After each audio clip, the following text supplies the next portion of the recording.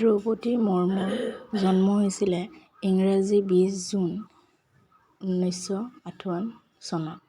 এগৰাকী ভাৰতীয় ৰাজনীতিবিদ আৰু প্ৰাক্তন শিক্ষক যিয়ে 2022 চনৰ পৰা ভাৰতৰ 15 সংখ্যক আৰু বৰ্তমানৰ ৰাষ্ট্ৰপতি হিচাপে কাৰ্যনিৰ্বাহ কৰি আছে।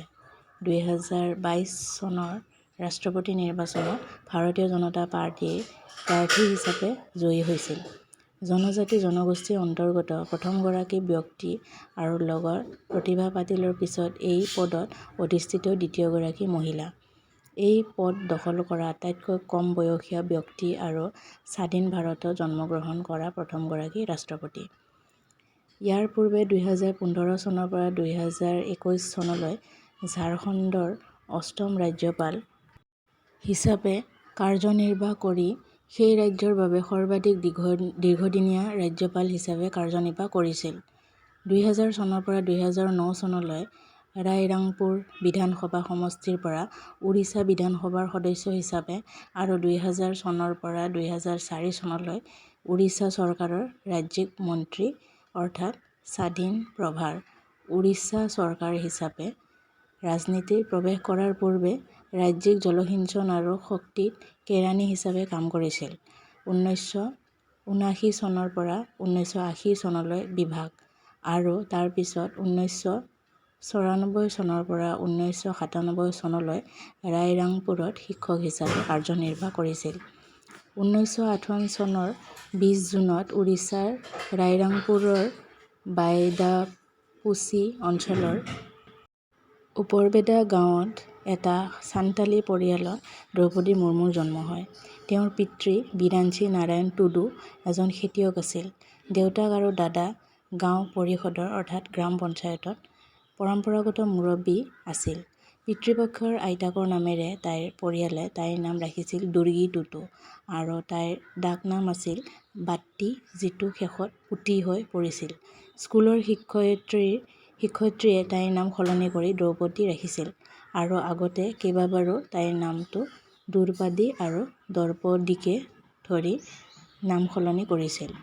উপৰবেদাৰ স্থানীয় প্ৰাথমিক বিদ্যালয়ত প্ৰাথমিক শিক্ষা গ্ৰহণ কৰিছিল মুৰ্মুৱে। 5 বছৰ বয়সত তেওঁৰ উচ্চ শিক্ষাৰ বাবে ভুৱনেশ্বৰলৈ গুচি যায়। গাৰ্লছ হাইস্কুল ইউনিট 2ৰ পৰা মাধ্যমিক শিক্ষা সম্পূৰ্ণ কৰে আৰু BA ৰামাদেৱী মহিলা মহাবিদ্যালয়ৰ পৰা কৰে। 1980 চনত তেওঁ শ্যামচৰণ মুৰ্মু নামৰ এজন বেংকাৰক বিয়া কৰায়, যাৰ সৈতে তেওঁৰ 2 জন পুত্ৰ আৰু এগৰাকী কন্যা সন্তানৰ জন্ম হয়। তেওঁৰ স্বামী, 2 জন পুত্ৰ, যাৰ নাম চিপুনৰ মৃত্যু পথ দুৰ্ঘটনাত আৰু লক্ষ্মণৰ মৃত্যু হৈছিল ৰহস্যজনক পৰিস্থিতিত। মাতৃ আৰু এজন ভ্ৰাতৃ সকলোৰে মৃত্যু 2009ৰ পৰা 15 চনৰ ভিতৰত অৰ্থাৎ 7 বছৰৰ ভিতৰতে হৈছিল। তেওঁ ব্ৰহ্মকুমাৰীৰ আধ্যাত্মিক আন্দোলনৰ অনুগামী আছিল। ভাৰতৰ প্ৰথম প্ৰধানমন্ত্ৰী জৱাহৰলাল নেহৰুৰ প্ৰশংসক আছিল মুৰ্মু। মহাত্মা গান্ধী আৰু BR আম্বেদকাৰকো তেওঁ প্ৰশংসা কৰিছিল।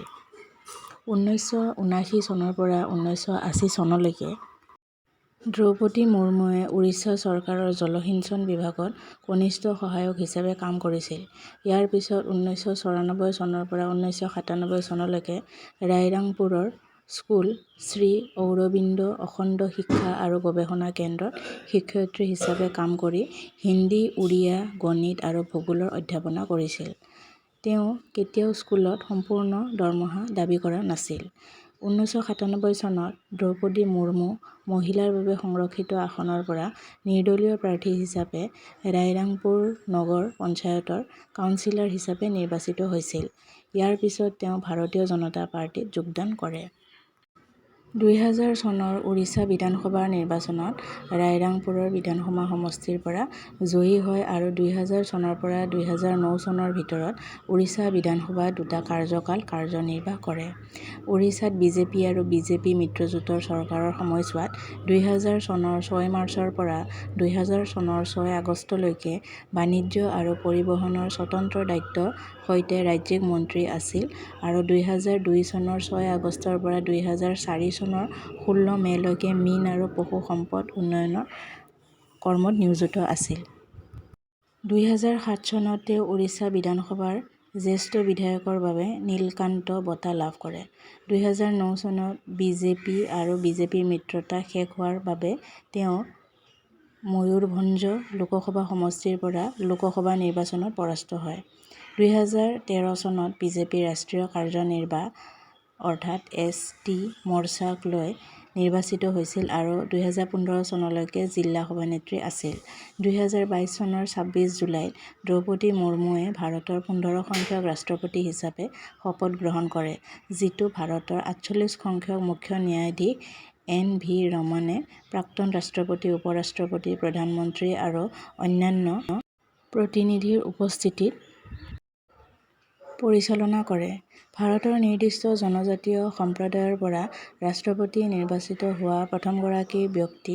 1947 চনত ভাৰতৰ স্বাধীনতাৰ পিছত জন্মগ্ৰহণ কৰা তেওঁ ৰাষ্ট্ৰপতি নিৰ্বাচিত হোৱাৰ আটাইতকৈ কম বয়সীয়া আৰু প্ৰথমজন ব্যক্তি। প্ৰতিভা পাটিলৰ পিছত সভানেত্ৰী হিচাপে কাৰ্যনিৰ্বাহ কৰা মুৰ্মু মাত্ৰ দ্বিতীয়গৰাকী মহিলা। 2022 চনৰ 14 আগষ্টত 75 সংখ্যক স্বাধীনতা দিৱসৰ প্ৰাক্ক্ষণত মুৰ্মুৱে প্ৰথমবাৰৰ বাবে ৰাষ্ট্ৰপতি হিচাপে ৰাষ্ট্ৰ সম্বোধন কৰিছিল। 2022 চনৰ ছেপ্টেম্বৰ মাহত তেওঁ চৰকাৰী কাৰ্যসূচী প্ৰধানমন্ত্ৰী টিবি মুক্ত ভাৰত আৰম্ভ কৰে, যিটো দেশৰ পৰা যক্ষ্মা ৰোগ নিৰ্মূলৰ পদক্ষেপ। তেওঁ ভাৰতৰ প্ৰথমগৰাকী ৰাষ্ট্ৰপতি হৈছিল। কৰ্ণাটকত 10 দিনীয়া ৰাজ্যিক উৎসৱ মহীশূৰ দশহৰা উদ্বোধন কৰিছিল। প্ৰাৰম্ভিক মাহত মুৰ্মুৱে অসম, মিজোৰাম, নাগালেণ্ড আৰু ছিকিমকে ধৰি দেশৰ উত্তৰ-পূবৰ ৰাজ্যসমূহ ভ্ৰমণ কৰি বিভিন্ন উন্নয়নমূলক প্ৰকল্পৰ অনুষ্ঠানত লিপ্ত হৈছিল। 2022 চনৰ নৱেম্বৰ মাহত ৰাষ্ট্ৰপতি পদ গ্ৰহণ কৰি বিভিন্ন কাৰ্যসূচীৰ শুভাৰম্ভণিত অংশগ্ৰহণৰ বাবে প্ৰথমবাৰৰ বাবে গৃহ ৰাজ্য ওডিশা ভ্ৰমণ কৰে।